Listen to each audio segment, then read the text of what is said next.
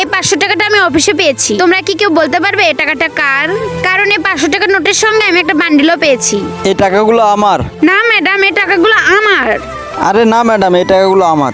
আমি তোমাদেরকে কি করে বিশ্বাস করব যে এই টাকাগুলো তোমাদের কারোর?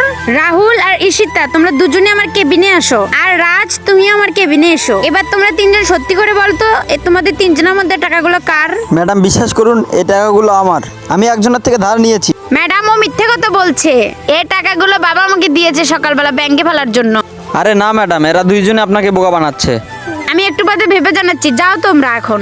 দেখ, এই টাকাটা না তোর না আমার, এই টাকাটা সিকিউরিটি গার্ডের। ম্যাডামের কাছে কি অ্যাকসেপ্ট করে নে যে টাকাটা আমার, তারপরে আমরা 50-50 করে নেব। হ্যাঁ ঈশিতা। কি হলো, তোমরা আবার কেন চলে আসলে? আসলে ম্যাম, আমি আমার ভুলটা বুঝতে পেরেছি।